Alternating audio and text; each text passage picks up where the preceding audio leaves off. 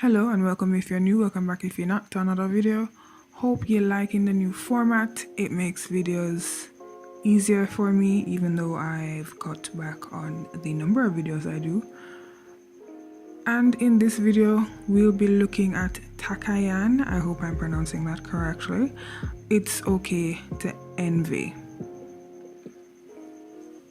First impressions. I have no clue what I just watched, but I enjoyed it. I prefer his voice on the second song, and the way he raps reminds me of PH1 with how unassuming it is. The hard English subtitles are a welcomed change, but there is still so much about the song and the lyrics that I know I missed after just one watch. This is a video that needs plenty time and a few searches to fully understand. We haven't reached this yet. Takayan is a social media star and musician who has gained fame for his YouTube channel. He has earned more than 1 million subscribers for sharing his original music, often coupled with anime illustrations or just a video of him in very ill-fitting, usually more feminine leaning clothing, and me realizing that man's is ripped. Anyways, he began his YouTube channel in April of 2011, and one of his most popular YouTube videos, Toy, has more than 13 million views. His album Happiness and Correct Answer was released in 2020. So now that we know a little bit about this here artist, let's get into my thoughts.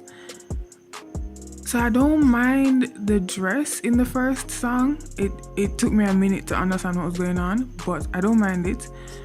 In fact, it made me realize more that he was taking on the persona, because the song is from seemingly a female perspective. I really honestly thought, based on the thumbnail, that Takayan was a woman and that the woman in the thumbnail was yeah, so thanks for clearing that up. His use of the pastel colors and cute aesthetic, while seriously admitting all the things he hates about himself or that she hates about herself, kind of honed in on the facade of this lady that we're looking at, regarding the type of person she is jealous of and also wants to be. Well, isn't that jealousy? Okay. The switch is made all the more impactful with the change in lighting and colors that were used.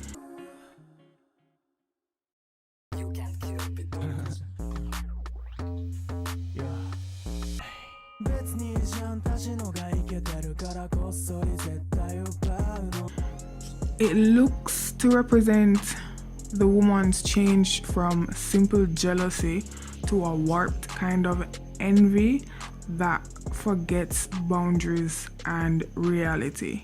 Homer song. I honestly smiled a bit during the second song. That's called, I think, they me not them. Yes, I think that's what it's called. Because it was just done so well, and instead of it being well in spite of the first half, I think it was done well because the first half of the video was what it was. The themes of both songs go well together, and I think though the sounds of both songs are so different, the video does a great job of kind of putting them together, making them complementary, if you will. Now, I know I mentioned the impact of the second song and the transition earlier, but I can't move on without mentioning that the subtitles, for me, did the transition a bit of a disservice. It would have been nice to not know what was happening, but in a way, it was also still good to know what was happening, because you could have easily thought it was the same song when the music video is called It's Okay to Envy, but it is, the first song is that and the second song is a completely different song. So I guess I'm more on the fence about it than totally disliking it. Now, this is a pretty straightforward story of a woman that's jealous of another woman because she thinks the other woman is more desirable. It does take a seemingly deadly turn in the second half of the MV, but that I think shows the progression of our main protagonist's jealousy. In the case of both songs, the instrumental can give a different vibe, as I said earlier, if you don't consider the lyrics.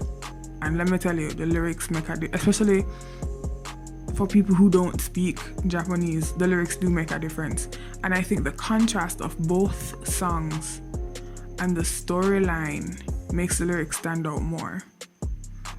That makes sense? So like the two songs, them how them sound as they are individually, but the storyline stands out more because, yeah, I hope you understand what I'm saying. The underlying theme is a self-conscious woman's thoughts, while the first song shows her more vulnerable side. The second shows the facade she has to mask those insecurities and the benefits that come from it, because there are some benefits that's kind of mentioned in the second song. It's still sad throughout, to be very honest. There is a sad hint throughout the entire song, but the differing expressions of the same issue makes it interesting. Also, I have to point this out, it's the only extra thought that I have. The lyric colors, along with entire scenes, changing simultaneously, and I thought it was just the second song, but it's throughout the entire video, was something I missed on my first viewing. But now I'm just really impressed by it. The second time around, third time around, fourth, fifth, sixth time around, like not only the lyric colors but the fonts for in certain scenes, the fonts for the lyrics, especially where is it when she's in that meadow, that random, it's a black space but it's just filled with flowers. Whenever she's there, the font also changes, and I thought that was very interesting. It was unnecessary in the fact that it didn't need to happen, but I think it was a very beautiful addition, attention to detail, an addition to the song and the music video and everything. Whew, I'm tired of talk now.